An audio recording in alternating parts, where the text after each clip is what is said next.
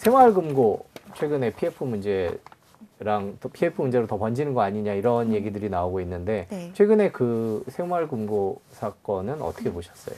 새마을금고가 사실 3월 때부터 얘기가 계속 있었습니다. 새마을금고 그 연초부터도 그 기업 부동산 대출 연체율이 뭐 9% 넘게 나타나고 있다라는 얘기도 있었고, 네.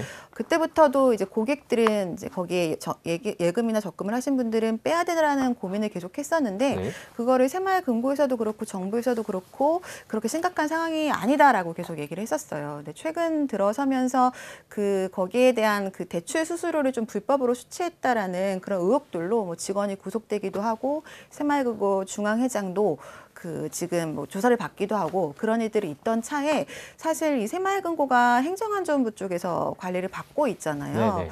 그래서 이게 지금 이제 금융당국의 관리를 받고 있었다면은 지금 매월 아마 이제 보고를 해야 돼서 정기 보고를 해야 돼서 얼마나 부실이 났는지를 사전에 조금 예측할 수 있었을 텐데 지금 여기 같은 경우에는 거의 이제 반년에 한 번씩 보고를 하다 보니까 어느 정도 심각한 상황인지를 좀 알 수가 없었습니다. 근데 7월 들어서면서 행정안전부에서 이제 부실 규모가 너무 큰 100금고를 대상으로 뭐 현지 점검을 나선다라는 발표를 한 이후로 이제 소위 뱅크런이 굉장히 좀 심각하게 지금 되고 있고요.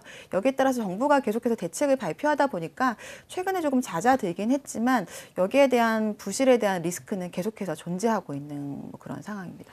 그 작년에 레고랜드 이후로는 PF 얘기가 조금 수그러들었다가 최근에 이 새마을금고 문제 때문에 다시 불거지는 것 같은데 전반적으로 보시기에는 뭐 그냥 다 합쳐서 은행권, 뭐 제2금융권 뭐 이런 데들의 상황은 어떻습니까? 증권사도 뭐 많이 몰려 있다 이런 얘기도 있던데요. 네, 증권사의 연체율이 사실 이제 15% 넘어서 가장 심각한 상황이고, 뭐 이거를 심각하지 않다라고 말씀드릴 수는 없을 것 같아요. 근데 일단은 이제 새마을금고 얘기만 먼저 좀 드리면은 여기가 그렇게 좀 심각했던 게 새마을금고 같은 경우가 원래 은행 같은 경우는 좀 여기에 대한 부실채권 관리를 예전부터 하고 있었거든요.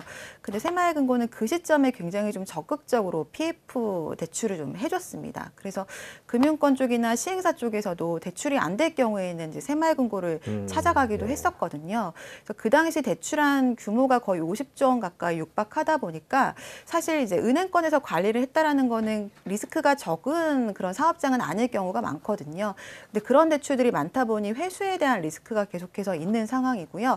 특히나 브릿지론이라고 해서 PF 나기 전에 대출을 해주는 게 있어요. 네. 그 토지를 이제 매입하는 단계에서 브릿지론이라는 게 이제 본 PF랑 연결한다는 의미에서 이제 브릿지론이라고 부르는데 이 비율이 70% 넘게 지금 가지고 있습니다. 근데 그때 시점이 거의 뭐 20년, 21년도였으니까 토지도 가격이 거의 최고가였을 때였거든요. 네. 그러니까 결론적으로 말씀드리면 비싼 가격의 토지를 브릿지론을 일으켜서 이제 대출을 해줬는데 그거를 본 PF로 갈아타려면 이게 약간 사업 계획의 사업성이 나와야지 뭐 좀 시중은행이나 이런 데서 본 PF를 이제 가져가고 거기에 따라서 회수를 하게 될 텐데 본 PF가 안 되는 상황들이 계속해서 오는 거예요.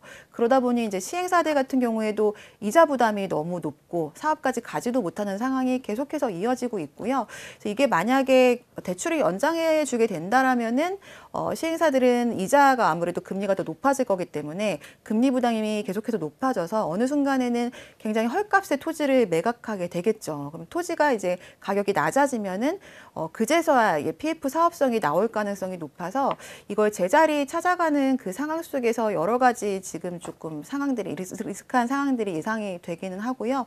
그리고 반면에 은행 같은 경우들은 PF에 대한 것들을 계속해서 관리를 하기는 해서 대부분이 이제 허그 주택도시보증공사를 통해서 한 PF가 좀 많긴 합니다. 그래서 연체율이 조금 높아지긴 했지만 계속 관리가 좀 되고 있어서 크게 염려할 상황은 아니다라고 좀 말씀드릴 수 있을 것 같고요. 증권사 같은 경우에도 워낙에 이제 자기자본 능력이 뛰어나기 때문에 지금 연체율이 높긴 하지만 지금까지는 부담할 수 있는 정도의 수준이긴 합니다.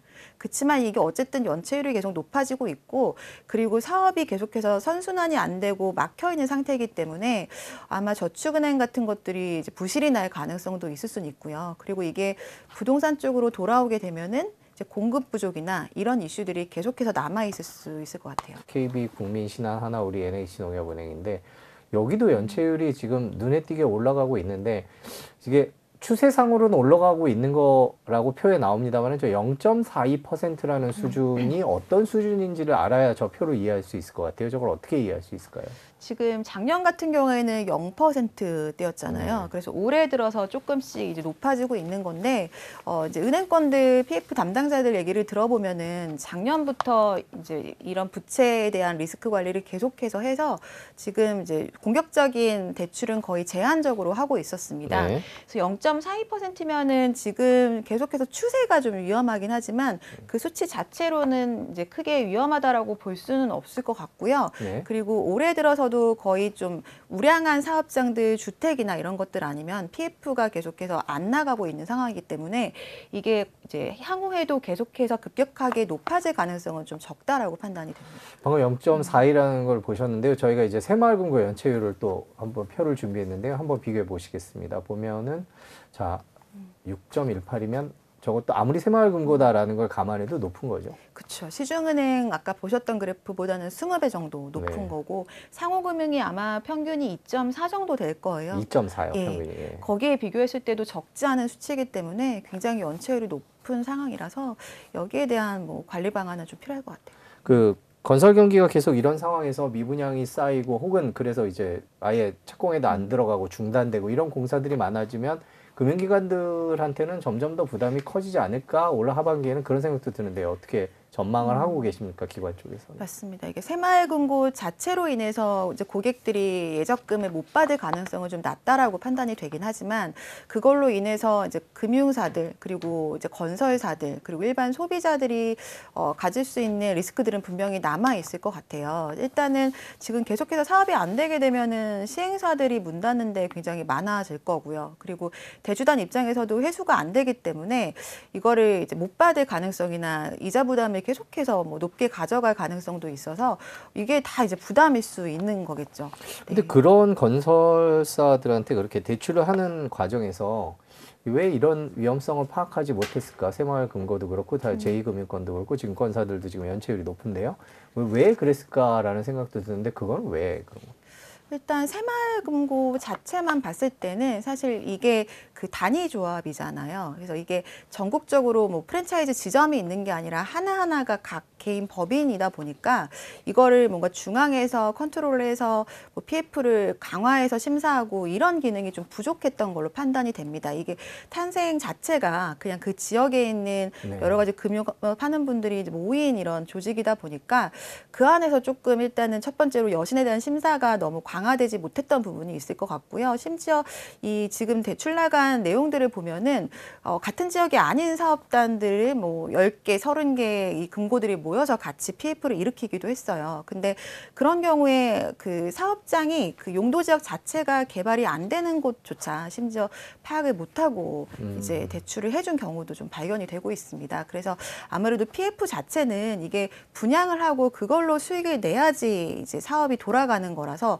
담보 능력이 거의 없는 거를 이제 프로젝트만 보고 대출을 해주는 건데 그 PF 사업 계획을 분석을 하지 않고 대출을 해주다 보니까 이런 상황이 발생된 것 같고요. 그리고 이게 적극적으로 이제 대출을 해줬던 시기 자체가 거의 이제 부동산 고점인 때 대출을 하다 보니 포항일 때. 네, 말씀드린 것처럼 모든 비용, 토지비나 금리 같은 부담들이 계속 높게 책정이 될 수밖에 없고 지금 또 너무 생각지도 못하게 갑자기 부동산 시장이 안 좋아졌잖아요. 그러니까 이제 와서 그걸 또 떠안을 수 있는 시행사나 금융사가 거의 없다 보니까 이게 사실 부동산이 다시 좀 시장이 상승하기 전까지는 해결이 되기 좀 어려운 그런 상황입니다. 그럼 이 시점에서 궁금한 게 올 하반기 집값에 이런 연체나 부동산 PF 문제나 미분양이나 이런 것들이 어떤 영향을 미칠까가 궁금한데 어떻게 전망하고 계세요?